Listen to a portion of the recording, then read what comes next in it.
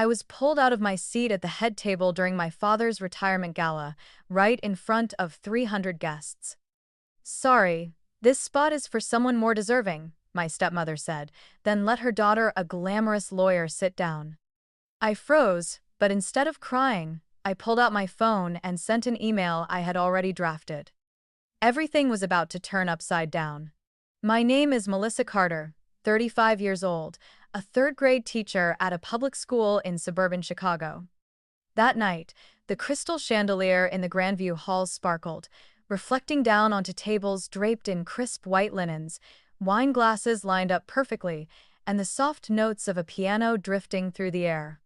Every detail radiated opulence and formality, the very image my father, Douglas Carter, had chased all his life: status, prestige, admiration.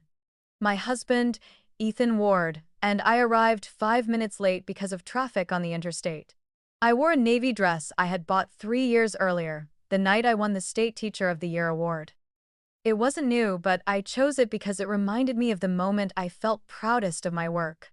Ethan wore a simple black suit, a gray tie, his face calm but his eyes lit with something I hadn't yet recognized. My father stood near the entrance, wearing a charcoal Tom Ford suit worth 3 months of my salary. Beside him, Valerie, his wife of 4 years, glittered in a golden sequin gown, a diamond necklace flashing under the lights. They looked like a magazine cover couple. My father smiled politely when he saw me, but his eyes slid away. Valerie tilted her head, scanning me from head to toe, her gaze lingering on my dress like a critique. "Oh, Melissa, so glad you made it. Sabrina has been here early, already connecting with the foundation board," she said, stretching each word for effect. Sabrina Lowell, Valerie's daughter, was a young, ambitious lawyer, always in bright red dresses and expensive heels. She had become my father's new pride, even though I was the one who had followed in his footsteps, choosing education. I kept my tone even. "We got caught in traffic." Valerie cut me off. "No need to explain. Everyone understands." Then she turned away, leading Sabrina toward the VIP tables. When I looked down the line of name cards at the main table, my heart sank. My father's name, Valerie's, Sabrina's, a few board members, some donors, but not mine. I scanned again, 3 times, hoping I had missed it. But the card with my name was gone. I stepped closer to Valerie, my voice trembling but steady. "Was there a mistake? I'm his daughter." Valerie's smile was razor thin. "Oh, Robert, sorry, Douglas made a last-minute adjustment. You understand, seating is limited, but don't worry, you've got a spot at table 14, in the back with the other teachers.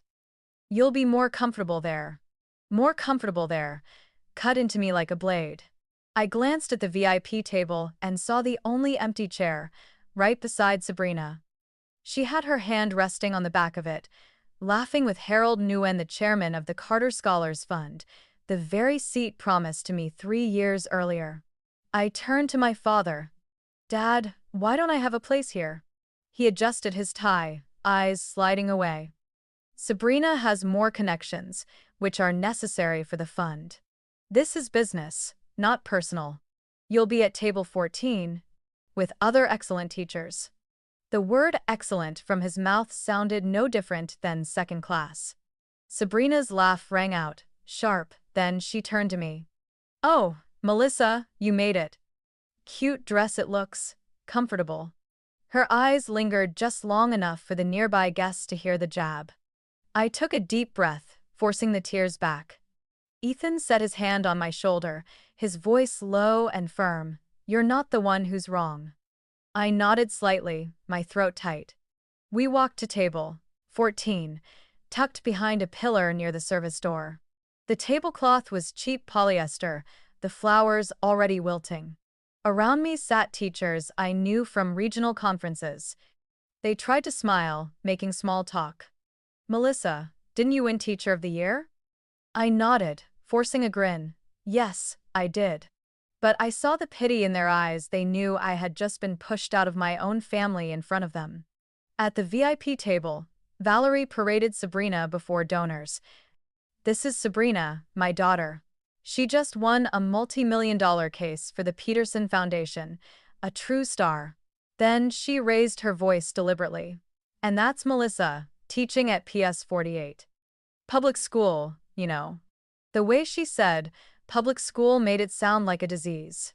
Under the table, Ethan squeezed my hand, whispering, "I'm ready." I glanced at him. "What are you planning?" He only said, "Trust me." His phone screen lit up with a short line, "Confirmed, sent." My heart raced as I nodded. When my father took the stage, the spotlight washed over him. He began with thanks to teachers and the board, then quickly pivoted to praising Valerie and Sabrina. "I am proud to have a wonderful new family. Sabrina embodies the drive and success education can create." Not a single word for me, his daughter who had chosen teaching as her life's work. I sat frozen, applause crashing around me. In my head, I replayed everything: the nights drafting scholarship proposals, the times I bought books for students with my meager paycheck, the promises my father had planted then yanked away. I knew then I had no place at that table anymore. But I also knew I had just sent something out that would shift this entire room. Ethan looked at me, his eyes reminding me, "Wait." I nodded. Inside, my humiliation hardened into a cold flame. If they thought I was just an ordinary teacher, they were about to relearn what respect means. I stayed seated, listening to glasses clink. Like accomplices. Under the golden lights, my father's face shone, but his eyes swept past me as if I were an empty chair. 3 years earlier, he'd said, "When I step down, you'll join the board. Your classroom is the heartbeat of this fund." That promise had kept me here, believing in a bridge between classrooms and donor tables like tonight's.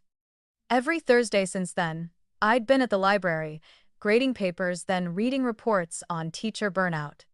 On weekends, I wrote proposals for retention programs. Late at night, I drafted mentorship frameworks. My laptop held a folder named Classroom First with 14 versions. My father told me, "Don't send it yet, wait for the right time." I believed him. In return, at every holiday he praised those who knew how to rise, dodging questions about progress. Valerie showed up more, complimenting my cute hair, suggesting the fund should look more professional. Sabrina forwarded trend reports, scribbling, "Think bigger." I kept collecting receipts for pencils and tissues. The piano slid into soft jazz. The MC asked for attention. My father spoke of a new vision for the fund.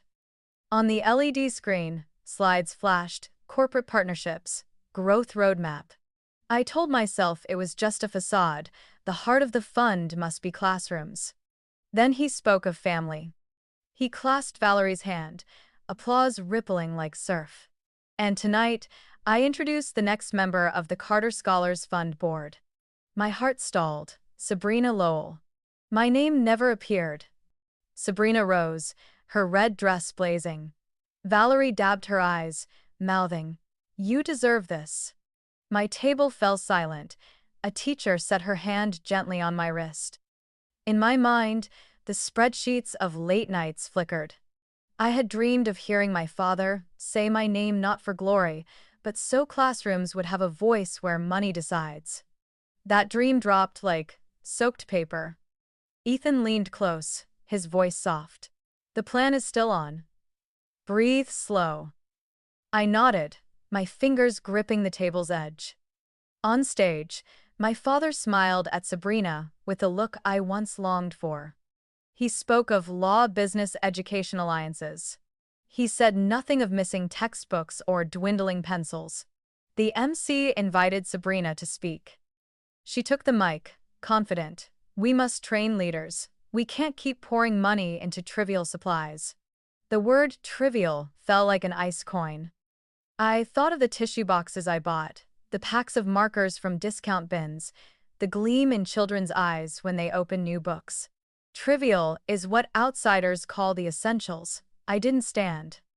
I laid my hand over my chest, felt my heartbeat steady. I had already sent what mattered. I didn't know what would surface first, but I knew the truth was already moving into the light. My father invited Harold Nguyen, the foundation chairman, to speak. He glanced at his phone, froze, then said, "We'll have an update on donor terms after the musical interlude." His eyes brushed mine with a silent signal. At the VIP table, Valerie frowned. Sabrina whispered into my father's ear. The violin swelled. Murmurs spread across the room. I remembered the autumn afternoon when my father told me, "You're chosen." I had believed him. But the progress calls grew scarce. Valerie's presence grew heavier, and I was pushed further to the edge of the conversations that mattered. Tonight, under the crystal glow, the veneer was peeling. 3 years of promises had collapsed into one phrase: times change. I looked straight at the stage. In his expensive suit, my father told a story that erased me. I couldn't rewrite his story, but I could still tell mine. Ethan slid a napkin into my hand. I whispered, "I'm fine." Strangely, the moment I lied was the moment I felt strongest. No more begging, already prepared, ready for the questions that would follow the applause. At the back tables, teachers clinked glasses when the MC declared, "Teachers are the heart of schools." As the music ended, Harold returned to the mic. He spoke of compliance, priority for current teachers, transparent allocations. I saw Valerie's face tighten, Sabrina's hand grip her glass, my father finally looking down at my table. I didn't look away. I sat straight, both hands on the table as if ready to sign a new page. I remembered Ethan's words. The plan stays. Betrayed promises don't heal by themselves. They need light, someone to speak them aloud without trembling. When Harold announced, "Please stay after the award presentations for a donor compliance update," whispers swept the room. At table 14, someone touched my shoulder. "If you need us, we're here." I saw faces worn by chalk dust and long days, and I nodded. I wasn't alone. And even though my name had been erased, I knew the story wasn't over. I held my gaze steady, letting the pain pass, reason remain, leaving room for classrooms to rise. I stood as the violin's last note faded. The local news camera swung toward me, red light blinking like an eye waiting. I placed a hand on the table's edge, drew a deep breath, and walked toward the stage. The carpet was slick, but inside I had been steady for years. Folded thank you notes pressed against my side, reminding me why I was here. Valerie stepped up, scripted, "Sweetheart, go back to your table. Don't make this hard for your father." I didn't argue. I met her eyes, speaking just loud enough for a side mic to catch. "I have a question for my father." Douglas adjusted the mic, his public smile still fixed. "Melissa, now isn't the time. Later." I shook my head. 3 years ago, you told me the board seat was mine because classrooms needed a voice at the decision table. I prepared everything. Why did that promise change? A camera broke from the wide shot, zooming in. At the VIP table, Sabrina tilted her chin like a magazine cover. "Running a multi-million-dollar foundation isn't for dreamers," she said. I met her eyes. "So you call books for children and pencils for classrooms dreaming?" 2 security guards moved forward. Ethan stepped beside me. Calmly, he said, "That won't be necessary. We'll leave right after her question." My breath came like surf, steady and deep. "Dad," I said, turning back to Douglas, "why should someone who has never taught decide where classroom money flows?" Douglas squinted. "Because Sabrina has networks and legal expertise. The fund must grow." I nodded. "You say fund, I say classroom. We're talking about 2 different things." A ripple of murmurs spread. I pulled out the stack of letters, opening 3. "This one's from Kenny's mom, who works night shifts but still writes to me. This one's from Zoe's grandmother, who bakes for our class. And this one's from a boy named Omar. I can read fluently now, teacher." "Have you read these, Dad?" Valerie hissed. "This is a formal gala, not story time." I tucked the letters back. "Yes, but those stories are the reason the fund exists." Sabrina laughed. "Touching. But when it comes to money, strategy, donors, do you have any plan at all? I answered, yes. 14 proposals have been sitting in the fund's inbox for 3 years. Step 1 is to stop treating teachers as scenery. The lights overhead burned hotter. I heard the camera refocus, a waiter freeze mid-stride. I nodded slightly. It was time for the pivot. Before we leave, Ethan said, his voice low but clear, I have one short question for Mr. Douglas Carter. Have you read the donor addendum closely? The room tilted. Valerie waved it off. We have lawyers. Sabrina smirked. I reviewed it. Ethan's expression didn't change. Section 6.2. The board must include at least 2 active teachers. Section 7.1. Budget. Priority goes to classroom supplies and teacher retention. Section 9.4. The donor may pause or redirect funding if board structure fails compliance. I saw Harold glance at his phone, an email open with the familiar logo. He looked up, startled. At the VIP table, Sabrina froze, her hand tightening around her glass. Douglas shifted tone. That's boilerplate language. We'll adapt. Ethan replied. A contract is a contract. He turned to Harold. You've received the original signed document 6 weeks ago. We're all reading the same text. Valerie lifted her chin, addressing the cameras. This is manipulation. A family drama. I didn't turn away. No, this is a classroom stepping into a room that's always belonged to networks and photo ops. A reporter leaned forward, mic near my face. What do you want right now? I answered, respect for the rules signed. And respect for the people still teaching. From the back rows, clapping began scattered, then building into a steady rhythm. Sabrina tried to recover. We're talking about growth. I bring corporate doors, long-term funds, leadership pipelines. We can't keep scattering money on trivial supplies. I looked into the camera. A pencil in a child's hand is not trivial. It's a promise. Harold stepped up, his tone firm. The board will pause decisions until compliance is reviewed. Valerie shouted. You have no authority. He cut her off politely. I have responsibility. Douglas looked at me, for the first time all night. No public smile, just raw eyes. What do you want? His voice was quiet, but the mic carried it. I answered, I want what was promised. And if not, I want the truth to stand up. I turned back to the teachers at the back tables. They weren't shouting, holding signs, or making a scene. They just sat straight, their eyes bright. Suddenly, I felt lighter, as if someone had opened a window to let the night air in. The camera light was still red, silver trays clinked softly, but amid the storm of sound was a new stillness, silence, waiting for an answer. Ethan placed his hand on my back. If we need to, we'll leave, he whispered. I nodded, but I didn't retreat. I had just done the hardest thing, naming the crack in the wall, right in a room obsessed with polish. Harold asked for a minute for the board to confer. The MC requested music to fill the pause. Valerie tapped at her phone. Sabrina took a call, her face blanching, then flushing. Douglas rubbed his forehead. I stepped back, slipped the stack of letters into my purse, as if returning my heart to its place. This wasn't over, it was only just beginning. The music filled the gap like a thin curtain.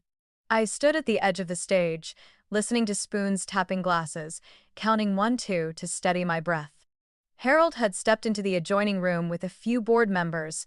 Valerie leaned into Douglas, her voice sharp. Sabrina bent over her phone, its cold glow across her cheek. Ethan was beside me, silent. When the jazz number ended, Harold returned, adjusted the mic. I need to read a few lines. The room tightened. He opened his phone, voice firm. In the agreement between LearnLift Foundation and the Carter Scholars Fund, Section 6.2 states, the board must include at least 2 active teachers, nominated by the Teachers Association. He looked up. How many active teachers are currently on the board? A board member answered. None. Valerie laughed thinly. That's aspirational. Contracts are flexible. Harold shook his head. This is a condition precedent. He read on. Section 7.1.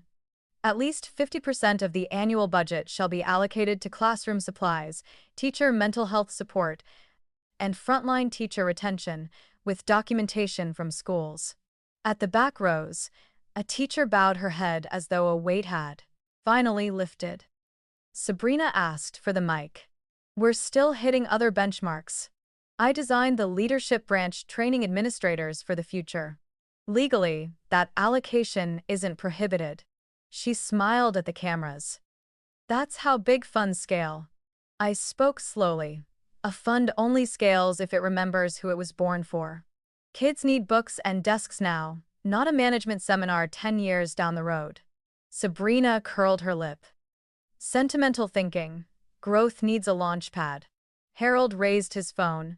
I've just received the signed contract from Mr. Douglas Carter, 6 weeks ago. The document appeared on the LED screen, yellow highlights magnified. Section 9.4. The donor reserves the right to pause, terminate, or redirect funding if board composition, approval processes, or public messaging contravene Sections 6 and 7. Valerie pointed. That's internal. It shouldn't be public. Harold replied calmly. Transparency is in the appendix. Douglas leaned toward the mic. I take responsibility for the signature, but we're talking long-term strategy. Sabrina brings corporate, legal, media networks. Teachers can advise on technicalities. They don't need voting seats.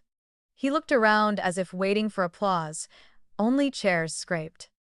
Ethan answered firmly. The agreement doesn't say advisors. It says board members. That means voting seats. He paused a beat. Small print reveals big values. A reporter asked, Is the board in breach of contract? Harold exhaled. As of now, we are not in compliance with Section 6.2. Announcing a successor without checking the terms places the fund at risk. He turned to Douglas, who reviewed the contract. Douglas hesitated. Sabrina glanced at it. Sabrina swallowed. I skimmed. Funding agreements usually follow templates. The room changed color. A waiter froze mid-step. Valerie lowered her voice, but the mic caught it. We can renegotiate. The fund bears the Carter name. Ethan's reply was crisp. Negotiations possible when the recipient honors the original spirit. If not, the donor can redirect. I stepped forward half a pace. No one here wants to cut opportunities from students. But if the classroom's voice is muted, money is just a glossy picture in the paper. I looked to Harold. Then back to the teachers. The evidence is here, not feelings, but signed lines. Scattered nods lifted across the room. The MC called for more music. Harold raised a hand. 1 more minute. He turned to the board. Emergency vote. Suspend succession announcements and open the process to add 2 teacher seats per Section 6.2. Chairs shifted, heads bent to scribble notes. Douglas blocked. This is my night. You're turning it into a trial. Harold, this is responsibility. A silver-haired board member, a former principal, took the mic. I taught for 30 years. If the contract requires active teachers, we do it. Not because we fear losing money, but because it's right. She set the mic down.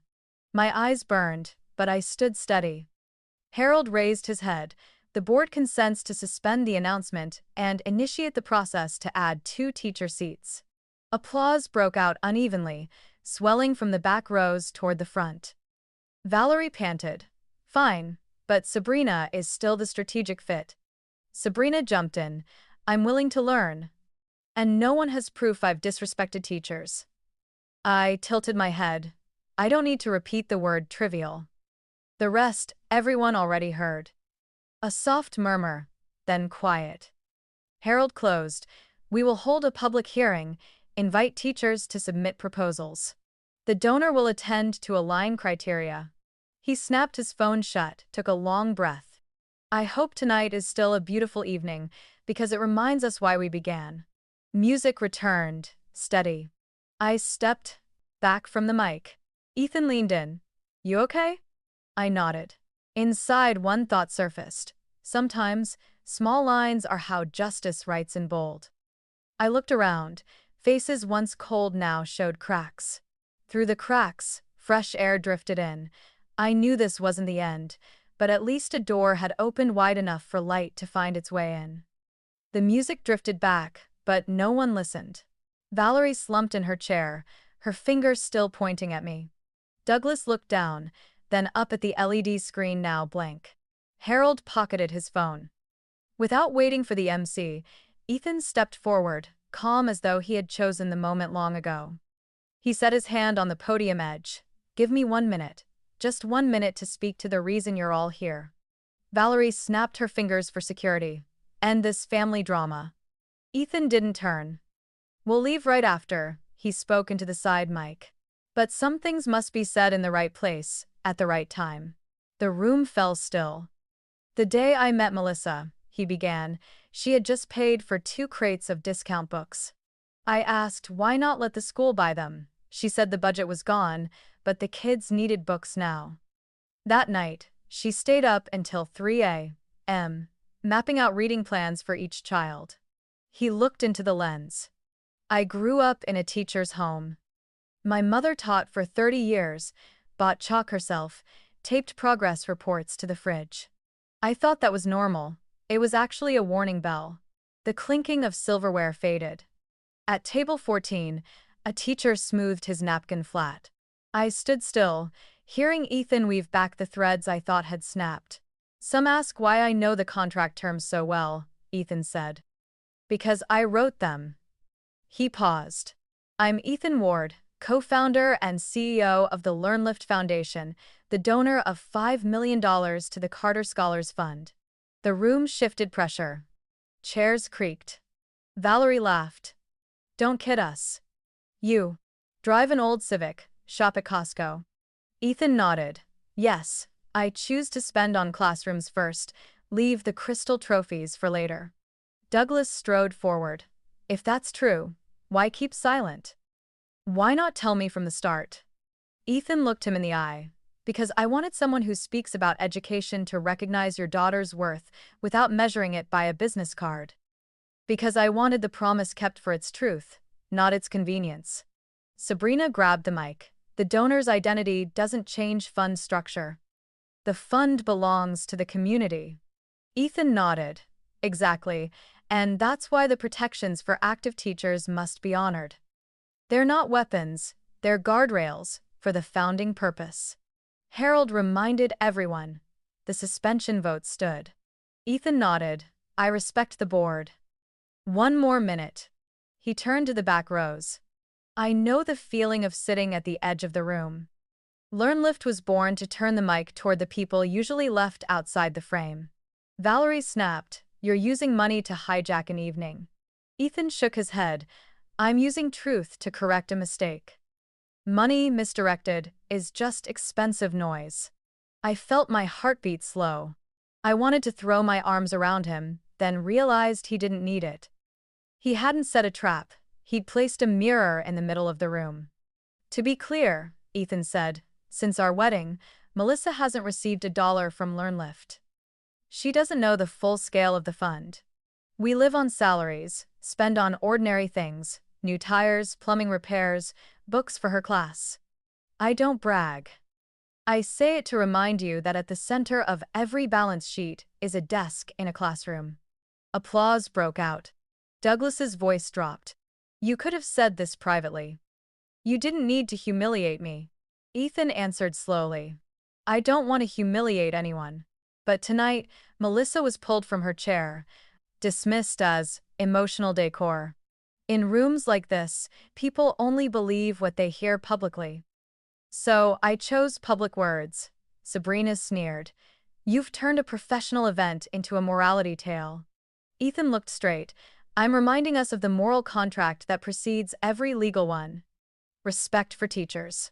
Harold stepped up, whispered to Ethan. He nodded, stepped back half a pace, and gave me a look that anchored me. Then he finished. My name matters less than the reason. The reason is the classroom. He handed the mic to the MC. The room still hadn't exhaled. A secondary donor rose, introduced himself, spoke of his daughter nearly dropping out if not for her homeroom teacher. He turned to me. If the contract requires teacher seats, then let teachers sit in those seats. I support that. Valerie slumped. Douglas twisted his ring, staring at the podium grain. Sabrina bent over her phone. The live stream ticked upward, comments flooding. Respect teachers, keep promises. I clasped my hands, breathed slow. Images surfaced: Ethan's mother sliding chalk into a drawer, crates of bargain books in a car trunk, Kenny's eyes shining as he read a whole sentence. The unexpected identity had just stood on the wooden stage, but what shifted the room wasn't a name. It was the old reminder: turn the mic toward those who never had one. The music rose again, but no one clapped along. A new rhythm had taken hold, not the beat of VIP nameplates, but of small print read aloud.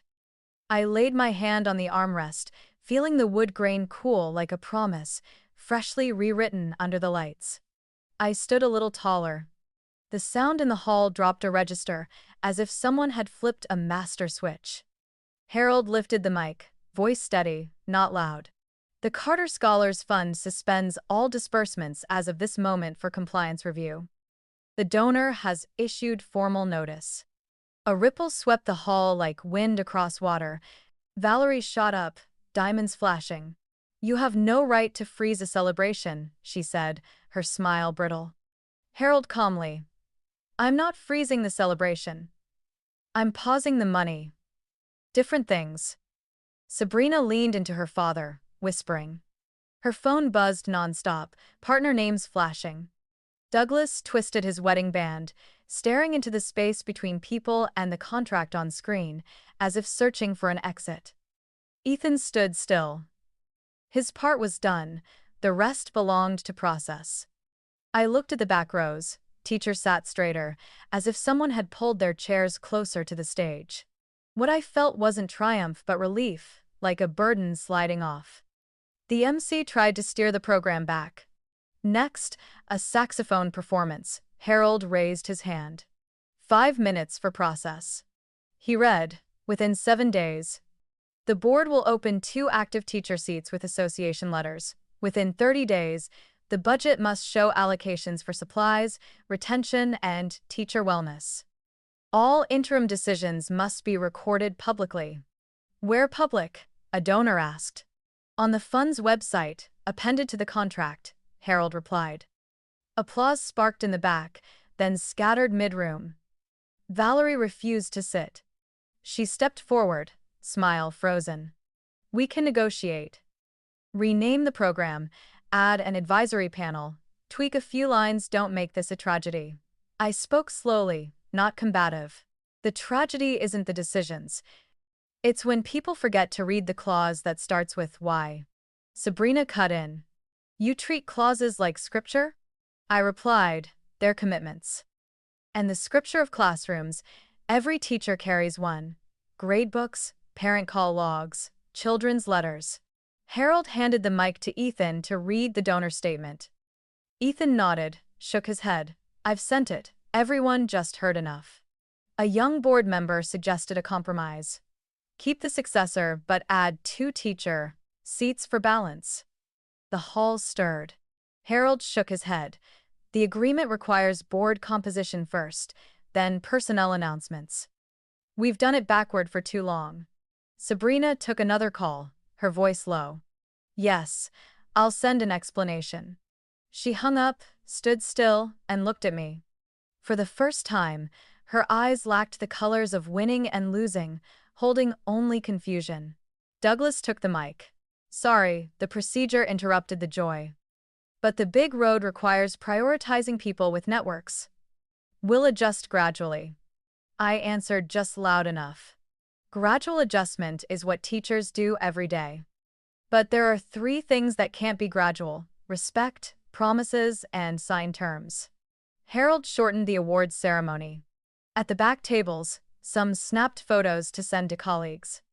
A message popped up on my phone. Miss, Kenny just read a whole page. I smiled, slipped the phone away. Valerie gripped her chair.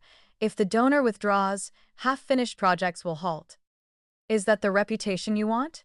Ethan said clearly. The notice is a pause. If corrected on time, the money still reaches classrooms, just on the right track. If not, then it redirects. A reporter asked me, "Aren't you afraid of being seen as pushing your father into a hard corner?" I paused a beat. I fear my students lacking books more. He nodded, pen to paper. The MC invited a toast. I set my glass down. Ethan whispered, "The door just opened. Keep it open." I replied, "I know." Harold wrapped up, "Thank you for your patience. We celebrate Mr. Douglas's journey and celebrate a turning point to keep the fund true to its purpose." He closed, "Tonight is not a night of failure, but a night of audit." Applause thundered. Teachers rose in front, followed by some donors, some parents. Douglas bowed slightly, his gaze brushed past me. Valerie pressed her lips tight. Sabrina left the hall, phone in hand, then stopped, leaning on the wall as if she needed air. The lights came up for photos. I touched Ethan's arm. For a moment, we were just two plainly dressed people, standing in a room where the old power cord had been pulled. There was no roaring victory, only the quiet of new order, sounding like contract pages flipped to the right clause. I returned to table 14 to greet colleagues. They said, "Thank you for speaking out loud." I replied, "Tonight wasn't my voice. It was the classroom's voice." Then I walked through the long corridor where the two guards had stood earlier. I walked slowly, feeling the lobby's chill spread with each breath. Outside, the lakeside night was cool like a bag of ice pressed on a fevered brow. Under the awning, I heard the fountain water strike the basin and thought of tomorrow. Emails, proposals, minutes, lists of pencils, and new readers. No miracle awaited, only work. But work, once power is unplugged from vanity, shines brighter. I returned inside after a few minutes under the awning, damp grass scent still on my sleeve. Table 14, no longer hid behind the column. People there were standing, turning chairs, forming a half-circle toward the stage. Harold invited teacher representatives to give short remarks. Mrs. Lewis, who had taught math for 27 years, stood first. Her voice was low, steady, that supplies aren't perks but foundations, that $100 worth of pencils could save an entire semester from clumsy apologies. She ended with one line, "Respect doesn't need a stage, only a seat." A parent at table 9 raised her hand, introduced herself as the mother of a restless boy in my class. She shared how her son had finally sat still to read, thanks to the reading corner I built from old book crates and a rug donated by the PTA. "If the fund forgets classrooms, it forgets my child," she said. I was signaled forward. I kept my words brief. "We're not asking for favors. We're asking to honor what was signed and remember why the fund exists." I looked toward Sabrina. A reporter passed the question. "Miss Lowell, if you sit on the board, what's your plan for specific learning interventions? How do you assess RTI in the context of staffing shortages?" Sabrina blinked. "RTI, what is that? Some kind of progress report?" Heads in the back row snapped up. I replied, "Response to intervention, a multi-tiered framework for at-risk students tied to regular screening data." The next question came fast. "And IEP?" Sabrina went silent. I continued, "Individualized education program, legally binding for students with disabilities." A silver-haired board member leaned in. "Everyone just saw why the clause requires active teachers in seats." Sabrina pressed her lips. She picked up her phone, scrolled quickly, then set it down. I felt no joy, only the truth doing its work, like chalk screeching but leaving straight lines. Harold announced the timeline to open applications for 2 teacher seats and the schedule for a public hearing. He added, "If criteria aren't met in time, the donor has the right to redirect." Ethan nodded, his words crisp. "LearnLift isn't withdrawing money. LearnLift keeps its promise to classrooms. We only redirect if the bridge is broken. Table 14 buzzed, then quieted when Mrs. Lewis turned back to me. Read us the classroom first proposal. I pulled out a summary, read key points. Reimburse receipts for supplies, set up an emergency relief fund for classes short on essentials, fund peer mentoring between schools, budget for teacher wellness, through group counseling and restorative days, require public receipts on the fund's website. I ended. None of the items mention photo ops, but many mention the look in a child's eyes when they hold a book. A live stream reporter aimed the camera at me. Do you see tonight as a personal blow to your family? I shook my head. Tonight is a public lesson in commitment. My family may disagree, but classrooms can't wait. Valerie stepped up, her smile now a thin mask. Media is a double-edged sword. You dig into a mishap, tomorrow projects stall who takes responsibility. I kept my tone steady. Responsibility rests with those who signed, then went against what they signed. Sabrina shook her head. Reality isn't as simple as lines on paper. I replied, true. Reality is more complex, so it needs people who've been there. A secondary donor stood, telling of his childhood breakfasts from free school meals, how a teacher kept him in the cafeteria so he wouldn't feel ashamed. He closed, I'll only give if 50% really reaches classrooms. Small, warm commitments, but enough to change the room's temperature. Harold ended the open remarks. He asked guests to return to their seats for the shortened awards ceremony. When the MC read Douglas's name, polite applause sounded. I watched my father step up, his shoulders heavy like velvet drapes. At his last line, he hesitated, then said, I overlooked something important. I will work with the board to fix it. It wasn't an apology, but for the first time he used we instead of I. Table 14 rose, not for souvenir photos, but to clear chairs for older teachers near the exit. One teacher handed me a blue pen. Now it's your turn to sign your page. I knew that page would have crossouts, but table 14 had switched roles, from hidden row to the place where new lines begin. When the final curtain closed, I looked at Ethan. He nodded. Continue. I turned my back, walked past the VIP table. Those chairs gleamed, but they sat far away. I headed toward the teachers, hearing chairs scrape, low heels like a patient score. In that room, old power had lost its current. The new light was softer, but enough for us to read clearly what must be done tomorrow slowly. But surely. As guests reached for coats, Harold slowly returned to the stage. He placed his hand on the mic. Before we close, he said, the donor requests announcing a backup plan in case compliance falls short. Lights dimmed, chatter thinned. I felt Ethan shift half a step, decisive like a pen stroke. He didn't open with numbers. I'll be brief, Ethan said. LearnLift was created so money finds classrooms. If the old bridge cracks, we'll build a new one. His eyes stopped at the fabric chairs where teachers Saturday.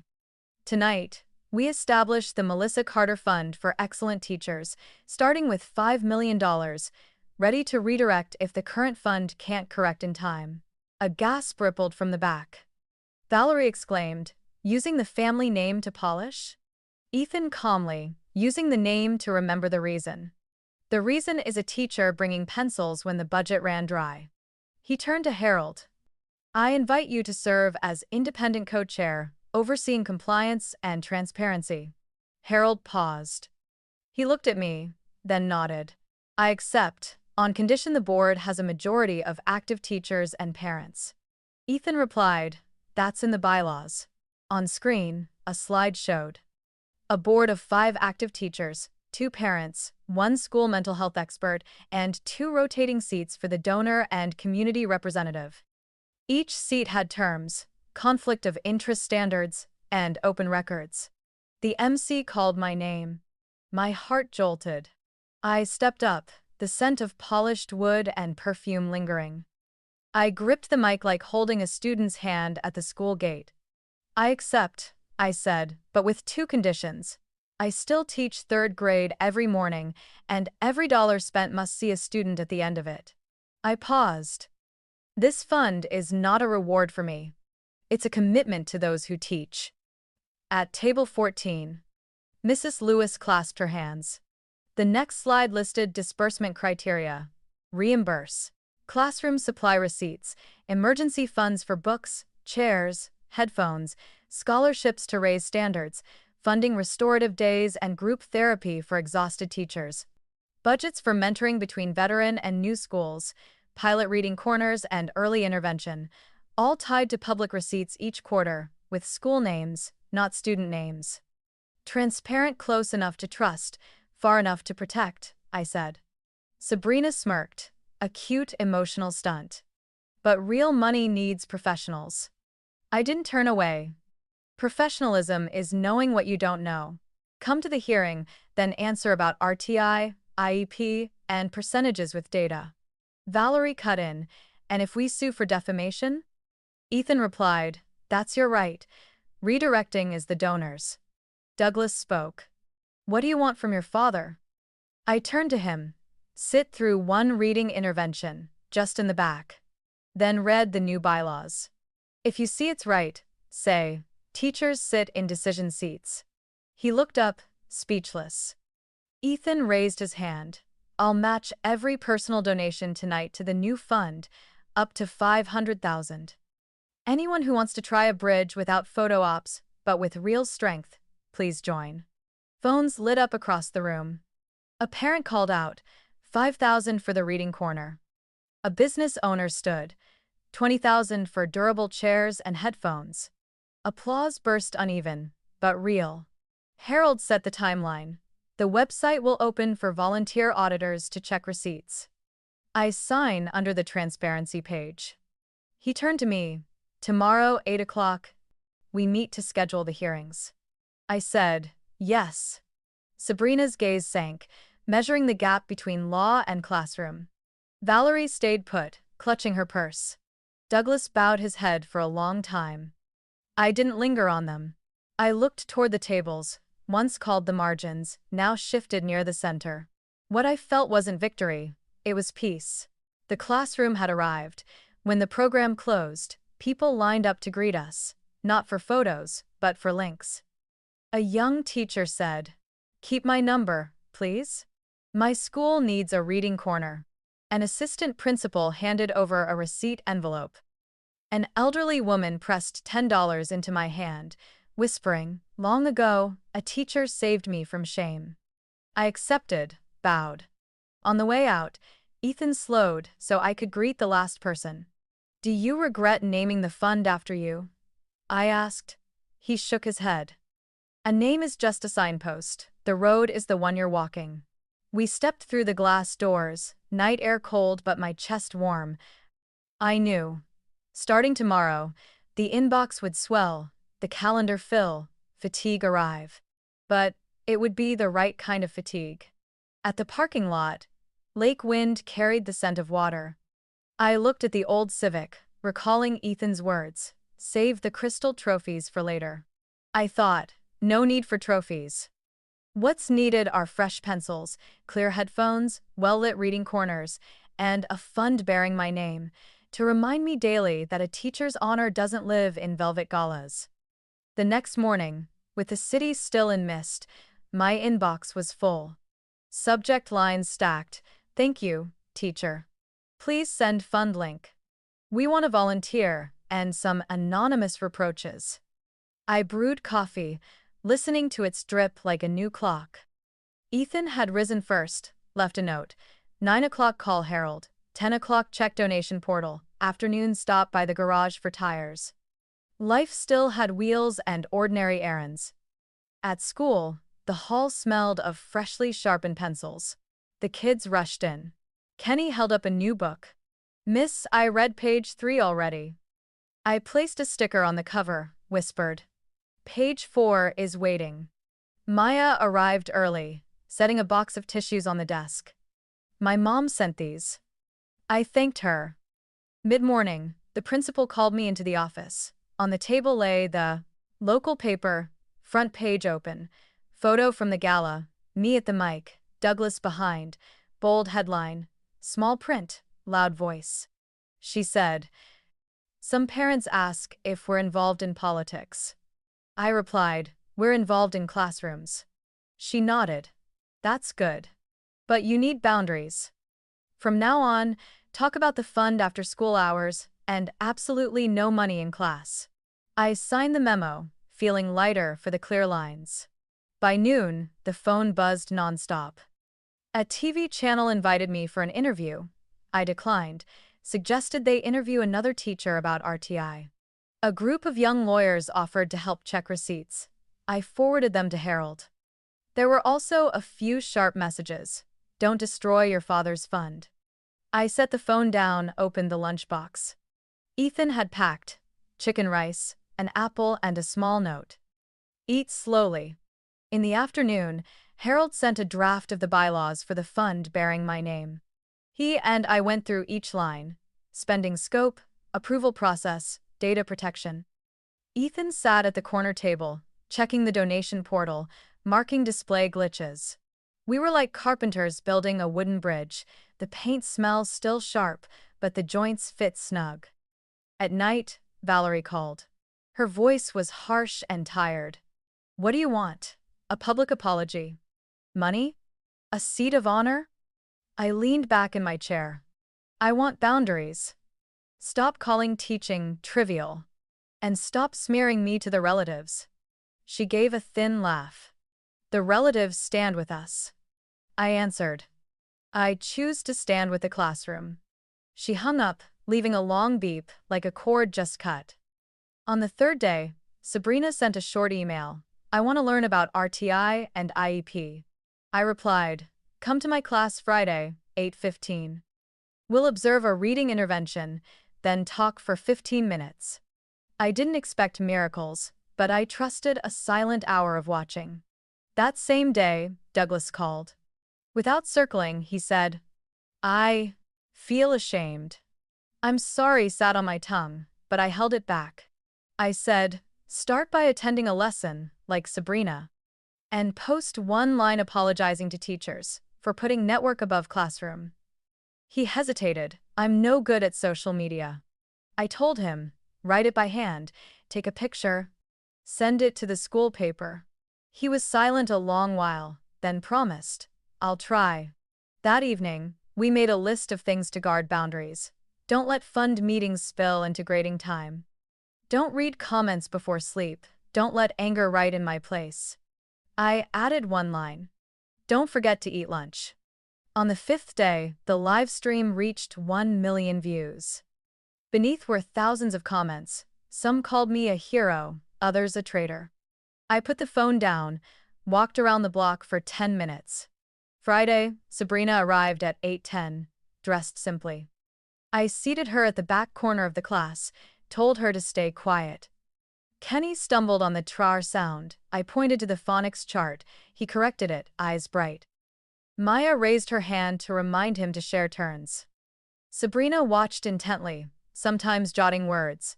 Screening. Tier 2. Intervention. When the lesson ended, I invited her to stay a few minutes. She whispered, "I thought I understood. Turns out I didn't." I answered, "A classroom is like a contract. The small print holds the big meaning."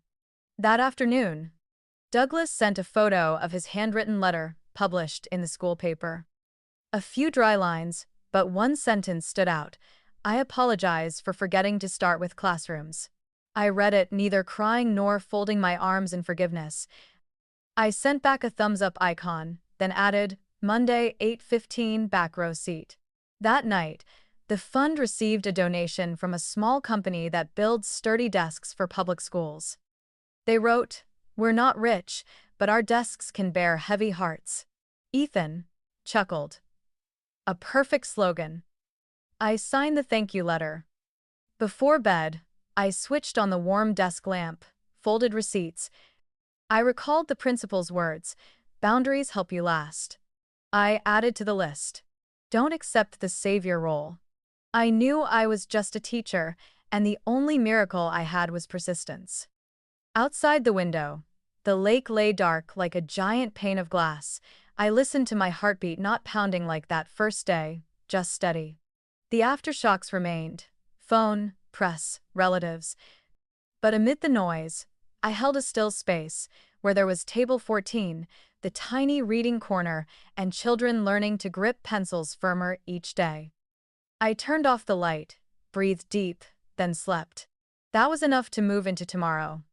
Monday morning. I reached school early. I reset the reading corner, taped a new quiet label, then locked the receipt box in a drawer.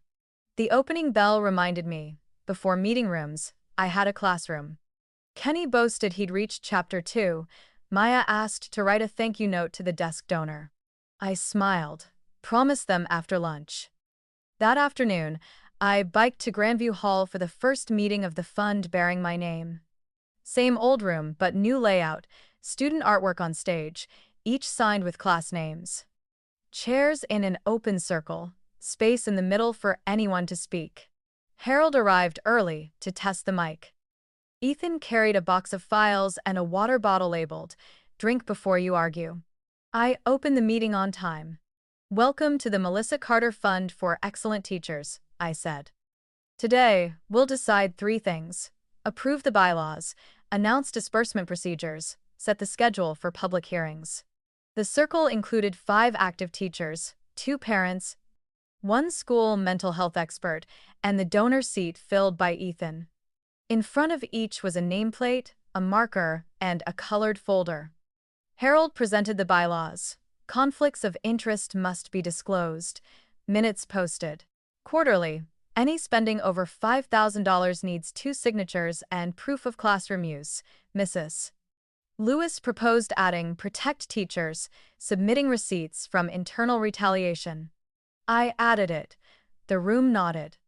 A parent asked, "Is there an emergency mechanism for a class whose heater just broke?" Ethan introduced the 48-hour package, max $1,000, approved quickly by 2 board members. Harold reminded, "Transparency goes with speed," posted publicly as soon as resolved. We moved to disbursement. I laid out 5 criteria: direct need, impact on core skills, sustainable at least 1 semester, evidence attached. Feedback after use. I told the story of cheap headphones breaking quickly, costing me double. Sometimes buying right, not buying more matters, I said. The mental health expert suggested adding fatigue prevention, peer support groups, brief counseling sessions, and restorative days with substitutes. The room agreed. Part 3 was the hearing schedule.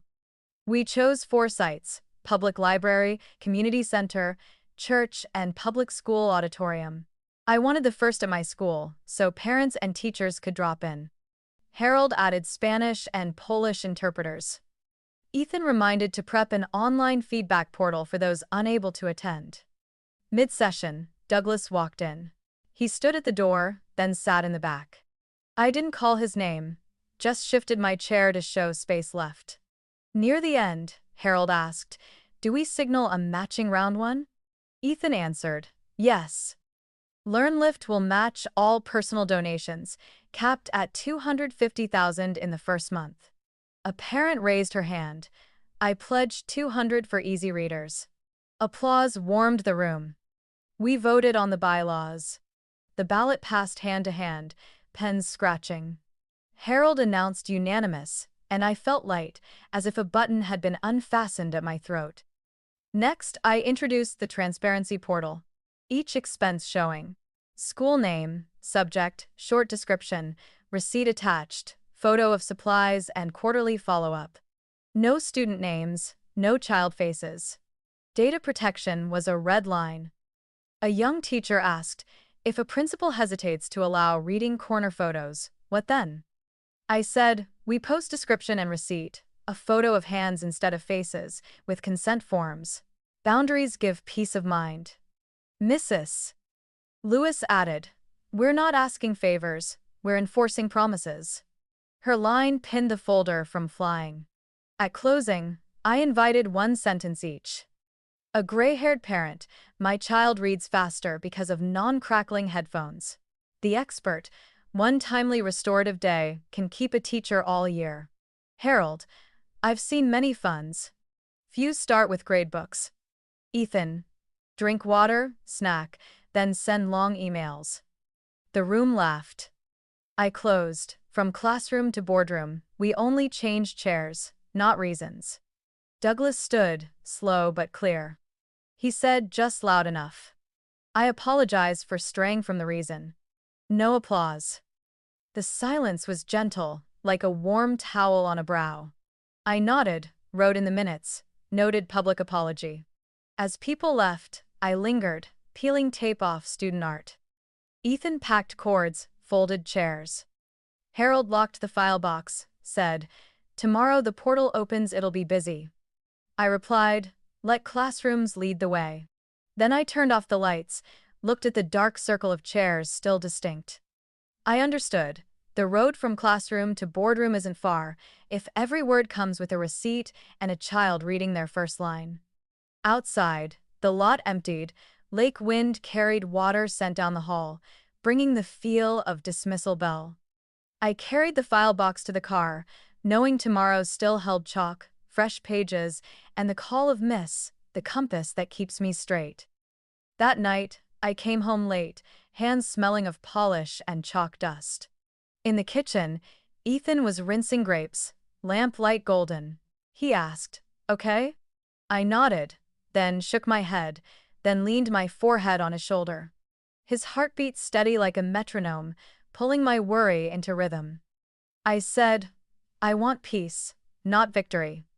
Ethan smiled. "Then let's make soup. Soup is peace is victory." The next morning, I woke early to read the minutes. The dry bullet points sounded like background music: transparency, data protection, quick approvals, feedback. I brewed coffee, listened to drips, reminding, to last, know each drop. On my phone, Douglas texted, "Monday, 8:15, I'll be there." I reread, felt my shoulders lower. On the way to school, lake wind was cold. I thought of boundaries as road markers. Don't read comments before class, don't take interviews at lunch, don't let anyone push me into victim or savior roles. The classroom is the center, all else orbit. I reminded myself. Gentle with truth, firm with assumption. In reading intervention, I rolled out the rug, placed the phonics deck, flipped the sand timer. Kenny stumbled on trar. I pointed to the chart, breathed with him, heard school ring whole. Maya smiled. I knew why I couldn't leave the class, even with my name on a fund. Here, change had sound and eyes. At exactly 8:15, Douglas entered, sat in the back. I let the class speak for itself. When the timer flipped the third time, I let students swap roles. Kenny pointed phonics. Maya kept time. I stepped back. Douglas scribbled notes, pen scratching. At lesson's end, he said, "Harder than I thought." I answered, "The hardship stands before the honor of this work." In the hall, Douglas asked, "How do you endure when people say trivial?" I looked at the wall art, said, "I don't endure, I correct. But first, I learned not to hate." He nodded. "I've written a second letter." I smiled. "Write with the pen you have." At noon, I met with Harold and Ethan to schedule hearings. I added 2 evening slots for supporting wife, night shift teachers. Ethan added childcare from volunteers. Harold tapped, "That keeps people till the end." I laughed, "And keeps them coming back." Later, Sabrina emailed thanks, with a list of terms. I replied, "Just come to class. Books will open." I didn't know how far she'd go, but new doors can't stay shut for one wrong night. Inside me, a latch dropped, leaving space for a new lock, vigilance, without hatred. By late afternoon, I visited Ethan's mom. She set down a box of banana bread, asked, "Tired?" I said, "I'm okay, but my heart wants a walk." She handed me old shoes. "Then walk." We circled the block, talked of chalk dust turning black shirts gray. She said, "Forgiveness makes you lighter, not them righter." I stayed quiet, let the words fall like a pebble on the lake.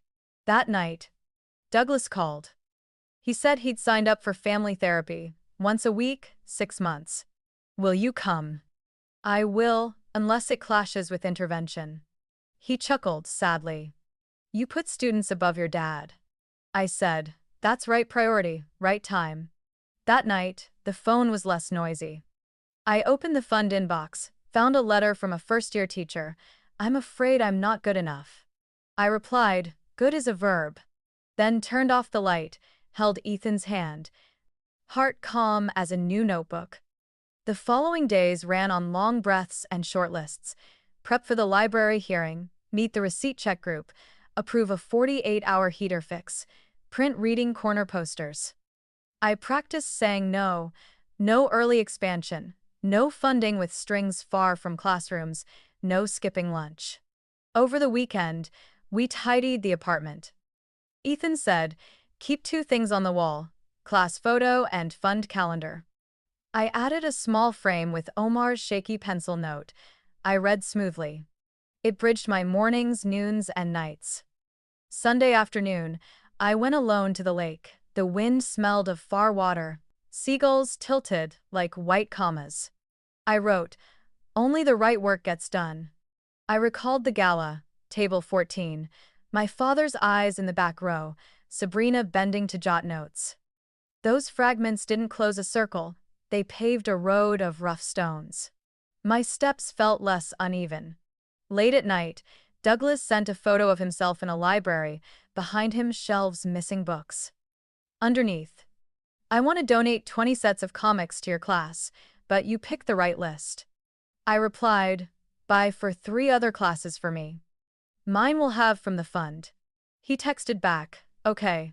I felt boundaries, standing firm without turning cold. Before bed, I set the alarm for 5:45 to grade and brew coffee. Ethan pulled the blanket, whispered, healed yet? I smiled in the dark. Not done, but it's working. Outside, the city breathed steady. Inside me, a quiet warmth, not glowing, just steady. I knew I would keep walking, chalk dust still on my hands, a heart beating true without anyone's applause. One late morning, I sat again in my 3rd-grade classroom, sunlight flooding the window. The children whispered their reading aloud, each sound like a brook through stones. On the desk, a thank you letter from a rural school had just arrived. They'd received new books from the Melissa Carter Fund. I touched the paper, eyes misting. I remember table 14 on gala night, where we were once seated behind a pillar, now becoming the image that sparked a new fund. The road from classroom to boardroom, from the edge of shadow to the light, was never about winning or losing, but a journey to reclaim a place for teachers. My father still attends family therapy. Some days, he sits at the back of my class, watching students read fluently, then quietly wipes his eyes. I don't ask what he's thinking. I only know that in that silence, something has melted away, lighter than before. As for me, I no longer seek full forgiveness. I seek a way to live on with a common, heart less heavy. Sabrina, after observing, began reading education books, sending me questions I never thought would come from a lawyer's mouth. What does scaffolding mean? I answered patiently, seeing in her the outline of a new student. She might never become a teacher, but at least she had begun to learn the language of the classroom.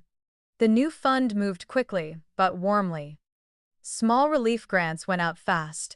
A few $100s for a broken heater, a few dozen books for a reading group, vouchers for rest days for exhausted teachers. On the public page, each expense appeared clearly, not flashy, just simple proof that classrooms were not left behind. I still drove the old car, Ethan still grew tomatoes on the balcony, and we still lived in a 2-bedroom apartment. Life didn't need display, because what mattered was already in its rightful place, my name on a fund for teachers, born from a real classroom. One late afternoon, while grading papers, Kenny brought me a drawing, a bridge from table 14 to the blackboard, on it me and his classmates holding books. That chalk-colored bridge was the dream I once carried. I realized, after every storm, what remained were the small footsteps across the bridge of learning. I wrote in my journal, "There is no absolute victory, only pages slowly filling. No miracle erases sorrow, only voices growing clearer each day." That is the reconciliation within me. And if anyone asked me where true value lies, I would say, in a child's eyes when they read a full sentence, in the sigh of relief from a teacher granted a day off, in the smile of a parent when their child no longer sees learning as a burden. Those are the real glories. The last night before the first quarterly fund meeting, Ethan and I walked along the lake. Wind swept, waves rippled, lights reflected like pages turning. I asked, "What do you think our child will remember someday?" He answered, "Not the gala, not the contracts. They'll remember their mother believed the classroom was the center." I fell quiet, held his hand tighter. "Tomorrow, I will rise at 5:45, brew coffee, grade papers, prepare the reading corner. Then, after class, I'll head to the fund meeting, discuss, record minutes, sign off each expense." From classroom to boardroom, I walk two parallel roads, but my heart always knows which road began first. Looking back, I don't see loss, I see growth. And I understand, the story is not mine alone but shared by so many dismissed for choosing a less prestigious path. We all know, being different is not being lesser. I want to thank you, the one who has sat here, listening to my whole story. If you have ever worked quietly without recognition, remember, your value doesn't sit in a VIP chair, but in what you create for others. I truly hope to hear your story. Please share it in the comments. And if this story has touched your heart, please like, subscribe, and stay with me for the journeys ahead. Thank you for giving me your time. To me, that is worth more than all the applause on gala night.